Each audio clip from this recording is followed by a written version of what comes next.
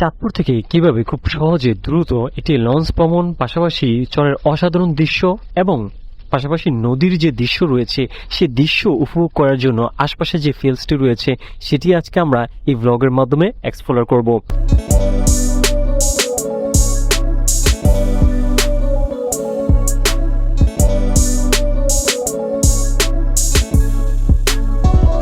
দর্শক, আজকে আমরা যাচ্ছি চাঁদপুরের পাশের একটি জেলা শরীয়তপুর জেলার ঈদগাহ ফেরিঘাটে।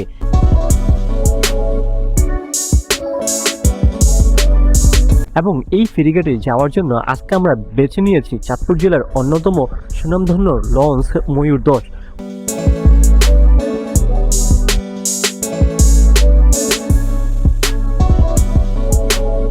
ময়ূর 10 ঢাকা থেকে ছেড়ে এসে চাঁদপুরে ঠিক বিকাল 3:30 থেকে 3:45-এর মধ্যে চাঁদপুর ভিড়ে এবং এইখান থেকে মাত্র 70 টাকা ভাড়া দিয়ে আমরা চলে যাব ঠিক ঈদগাহ ফেরিঘাটে।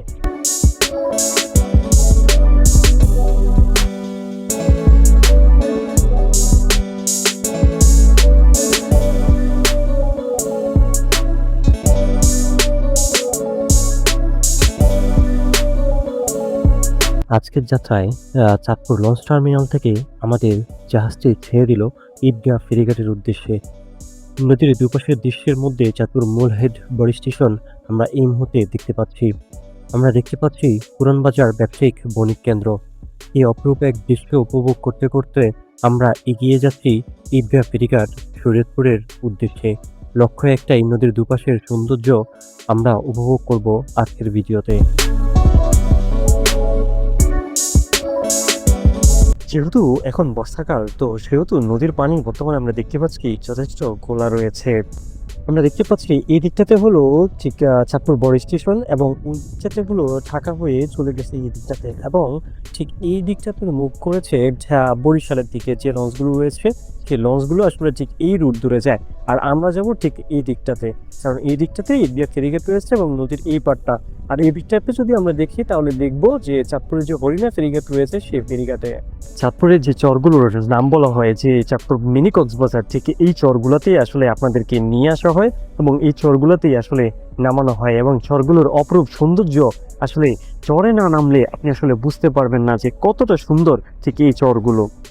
আমরা এখন রয়েছি ময়ূর 10-এর ঠিক ছাদটাতে, এবং এটা ইঞ্জিনের ঠিক পিছনে, লঞ্চের ঠিক পিছনের দিকটা।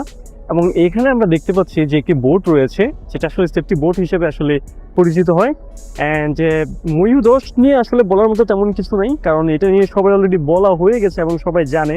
বাট আমি আসলে বলবো ঠিক এই যে লঞ্চ আসলে যে চরগুলো রয়েছে সেগুলো নিয়ে, কারণ আজকে আমরা যাচ্ছি ঈদগাহ ফেরিঘাটে এবং সেইখানে সৌন্দর্য দেখার জন্য, পাশাপাশি দুপাশের যে দৃশ্যটা রয়েছে সেটা আমরা উপভোগ করার জন্য আজকে আমরা চলে যাচ্ছি ঈদগাহ ফেরিঘাটে। এই মুহূর্তে আমরা ময়ূর 10 লঞ্চ থেকে আমরা দেখতে পাচ্ছি ঠিক নদীর পার ঘেঁষে চলতেছে আমাদের ময়ূর 10 লঞ্চটি। এবং আমরা ঠিক সামনে যদি মুখ পড়ি তাহলে আমরা দেখতে পাবো যে বরিশাল রুটের যে সকল ছোট ছোট লাইটের জাহাজগুলো রয়েছে সেগুলো আসলে ঢাকার উদ্দেশ্যে, মুন্সিগঞ্জের উদ্দেশ্যে বা নারায়ণগঞ্জের উদ্দেশ্যে বর্তমানে রওনা হয়েছে। ঈদগাহ ফেরিঘাট থেকে আসলে ছেড়ে আসা ফেরি আসলে এই মুহূর্তে চাঁদপুর হরিণা ফেরিঘাটের দিকে রওনা হয়েছে। নদীর ঠিক মাঝ বরাবর আসলে এই ফেরিটি রয়েছে। আমরা এই মুহূর্তে দেখতে পাচ্ছি এটি হরিণা ফেরিঘাটে যাবে। আমরা দেখতে পাচ্ছি এখানে আসলে জেলেরা, 3জন জেলে আসলে তারা মাছ শিকার করছে। এই অপরূপ দৃশ্যটি আসলে সময়ের সাথে সাথে হারিয়ে যাচ্ছে, কারণ মেঘনায় সেই আগের মতো মাছ নেই। আমরা দেখতে পাচ্ছি সারি সারি লাইটার জাহাজগুলো এবং ছোট ছোট যে বালুর বাংকারগুলো রয়েছে এগুলো আসলে পার ঘেঁষে চলছে। এবং সামনে যে নদীটি আমরা দেখতে পাচ্ছি ডান দিকে প্রবেশ করেছে, আমরা মূলত এই নদী দিয়ে ভিতরে ঢুকে যাব।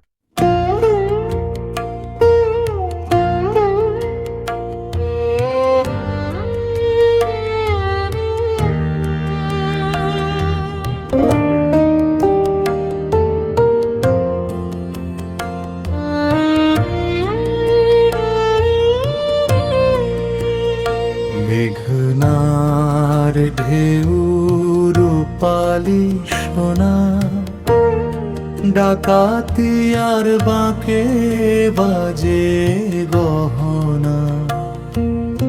গাছের ডালে কোকিল নদী ঠিকই মুখটাতে আমরা দেখতে পাচ্ছি বিশাল বড় মাছের প্রজেক্ট, যেখানে আসলে মাছ চাষ করা হচ্ছে এবং বাণিজ্যিক বা এসব মাছ চাষের মাধ্যমে দেশের অর্থনৈতিক অবস্থায় আসলে অবদান রাখছেন এই সকল প্রজেক্টগুলো। নদীর ওই দিকটাতে হলো হরিণা ফেরিঘাট, চাঁদপুর সদরে যেটা অবস্থিত, এবং এই পাটটাতে আমরা রয়েছি শরীয়তপুরের যে ঈদগাহ ফেরিঘাটের যে অঞ্চলটিতে রয়েছে সেই অঞ্চলটিতে। চরের কি অপরূপ সৌন্দর্য, একটি ছোট্ট দ্বীপের মতো লাগে দেখতে, খুব অসাধারণ মনে হচ্ছে। চরে অনেক মানুষরা বসবাস করে, যারা হলো যে যাদের যে কার্যক্রম তারা আসলে এই চর থেকেই সকল অ্যাক্টিভিটিস পরিচালনা করছে। তো দাগ হিসেবেই নির্ধারণ করা হয়েছে, এগুলোতে আসলে বিভিন্নভাবে খাবার দিয়ে মাছগুলোকে ভিতরে প্রবেশ করানো হয় এবং মাছ শিকার করা হয় এই ছোট ছোট জাগগুলো থেকে। আমরা ওই দিকটাতেও আরেকটা দেখতে পাচ্ছি। চরে আসলে বেশিরভাগগুলোই দেখা যাচ্ছে বিভিন্ন ধরনের কলা গাছ। আসলে প্রাকৃতিকভাবে সৃষ্ট এই সকল গাছগুলো প্রাকৃতিকভাবে যেমন সৃষ্ট হয়েছে, পাশাপাশি আসলে স্থানীয় যারা কৃষকরা রয়েছেন তারাও আসলে এই গাছগুলো এখানে রোপণ করেছেন এবং চরের সৌন্দর্য আসলে বাড়িয়ে তুলেছে কয়েক গুণ। দেখা যাচ্ছে একটি ওয়াচ টাওয়ার, এবং এইখান থেকে আসলে এই ঝিলগুলো পাহারা দিচ্ছে, এই ঝিলগুলো বা প্রজেক্টগুলো যারা আসলে পরিচালনা করছে তারা আসলে এখানে পাহারা দিচ্ছে। চরের জীবনের আরেকটা আতঙ্কের নাম হলো এই ভাঙ্গন। এই ভাঙ্গনের কারণে চরের যারা বাসিন্দা রয়েছেন তারা আসলে এখানে বসবাস করা সবসময় আসলে ঝুঁকিতে থাকেন। আমরা এই মুহূর্তে ঠিক ঈদগাহ ফেরিঘাটের কাছাকাছি চলে আসছি এবং পাশাপাশি নদীর সৌন্দর্য আসলে আমরা এখানে উপভোগ করছি।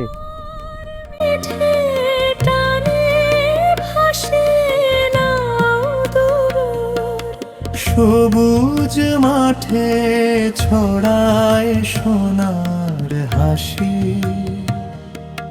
চাঁদপুরের প্রেমে হারাই আমি।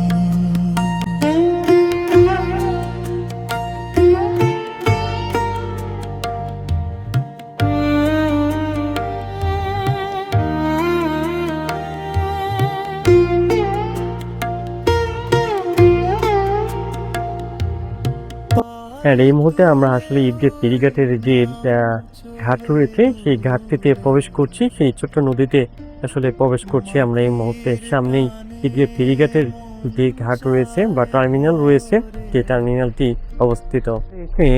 এ পর্যায়ে একটি নদীটা আসলে দুইটা ভাগে বিভক্ত হয়ে গেছে, একটা এদিকে চলে গেছে এবং আরেকটা আছে এই দিকটাতে ভিতরে প্রবেশ করেছেন।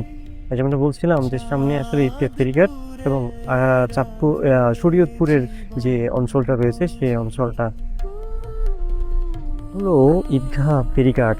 চাঁদপুর হরিণা ফেরিঘাট থেকে আসলে ঠিক এই ফেরিগুলো এই ঈদগাহ ফেরিঘাটে এসে যুক্ত হয়েছে। যদি ভবিষ্যতে চাঁদপুর থেকে যে শরীয়তপুর সেতু হওয়ার কথা রয়েছে সেই সেতু হলে ঠিক এই রূপটাই ব্যবহার করা হবে এই সেতুর জন্য। এই ফেরিটি কিছুক্ষণ পর আসলে চাঁদপুর হরিণা ফেরিঘাটের উদ্দেশ্যে ছেড়ে যাবে। থামানোর জন্য এই একটা ডকইয়ার্ড রয়েছে, এই একটা আসলে টার্মিনাল রয়েছে, আর ঠিক ওইটা হলো টার্মিনাল হিসেবে, লঞ্চের টার্মিনাল হিসেবে নির্ধারণ করা হয়েছে। আর এটা মূলত আসলে ঈদগাহ ফেরিঘাটের যে বাজার রয়েছে সেই বাজারটি, এটি মূলত ঈদগাহ ফেরিঘাট এবং এই লঞ্চ টার্মিনাল থেকে নিয়মিতই ঢাকার উদ্দেশ্যে লঞ্চ হয়ে যায় চাঁদপুর হয়ে আর কি। তো ময়ূর 10-এ করে আমরা আসলে নেমে গেলাম ঈদগাহ ফেরিঘাটে। তো এখান থেকে আসলে আজকে আমাদের ভ্রমণ যাত্রা শেষ হচ্ছে।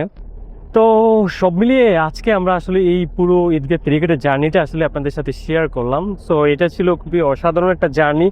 চাঁদপুরের পাশাপাশি ঘোরার জন্য কাছাকাছি আসলে লঞ্চ ভ্রমণের জন্য ঈদগাহ ফেরিঘাটটাই সবচেয়ে আদর্শ আমার কাছে মনে হচ্ছে।